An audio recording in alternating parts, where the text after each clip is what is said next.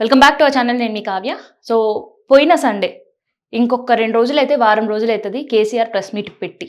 ఆ press meet పెట్టిన effect ఇంకా గూడా ఆయన స్పీచ్ గావచ్చు, ఆ తర్వాత రియాక్షన్స్ గావచ్చు, ఆ పొలిటికల్ హీట్ ఇంకా తగ్గనే లేదు. సో ఈ పొలిటికల్ హీట్ తగ్గకముందే ఇంకొక కొత్త సమావేశం ఎర్రవల్లి ఫామ్ హౌస్‌లో కనిపిస్తుంది. సో ఎర్రవల్లి ఫామ్ హౌస్‌లో ఉండే సమావేశానికి మాజీ మంత్రులు అండ్ ఇప్పుడు ప్రెజెంట్ ఉండే ఎమ్మెల్యేలు, ఎమ్మెల్సీలు అండ్ కొన్ని నియోజకవర్గ అధ్యక్షులతో కేసీఆర్ 2 గంటలకు భేటీ కాబోతున్నాడు. సో ఈ 2 గంటల భేటీలో ఏం జరగబోతుంది అని ఆలోచిస్తున్న వాళ్ళ బుర్రలు హీట్ ఎక్కే పరిస్థితి.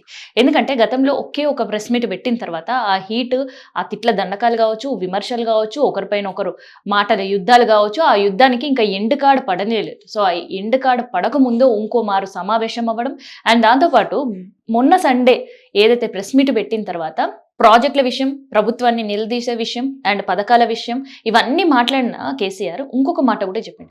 త్వరలోనే 3 సభలు పెట్టబోతున్నాను. సో ఆ 3 సభలకు సంబంధించి రంగారెడ్డి, మహబూబ్ నగర్, నల్గొండ జిల్లాల్లో ఉండబోతున్నాయి. ఆ సభల తేదీలకు సంబంధించి త్వరలోనే ఖరారు చేస్తామని. సో మేబీ ఆ డేట్స్ ఏమైనా వచ్చే అవకాశం ఉండబోతుందా అని కూడా చాలా మంది అభిమానులు, బీఆర్ఎస్ అభిమానులు కావచ్చు అండ్ పార్టీకి అతీతంగా తెలంగాణ కొట్లాడి తెచ్చిండు కేసీఆర్ అని ఎదురు చూస్తే కేసీఆర్ అభిమానులు కావచ్చు, వీళ్ళందరూ కూడా ఎదురు చూసిన పరిస్థితి. అండ్ దీనికి భిన్నంగా ఒక పక్క డేట్స్, ఇంకో పక్క రెండోది అసెంబ్లీ సెషన్స్. సో అసెంబ్లీ సెషన్లో అధికార పక్షాన్ని, కాంగ్రెస్ని ఎట్లా నిలదీయాలి అనే దానిపైన కూడా వ్యూహం రచిస్తున్నాడు కేసీఆర్.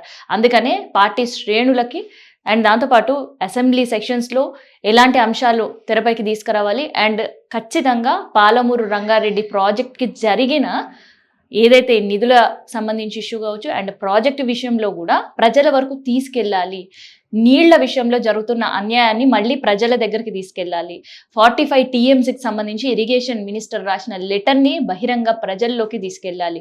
ఈ ఇష్యూ ప్రజలే కొట్లాడేటట్టు చేయాలి అనే వ్యూహాన్ని కూడా ఉంది. అండ్ ఆ వ్యూహాన్ని మళ్ళీ ఎమ్మెల్సీలతో కావచ్చు, మాజీ మంత్రులతో కావచ్చు, ఎమ్మెల్యేలతో కూడా చర్చిస్తారనే వార్తలు కూడా వినిపిస్తున్నాయి.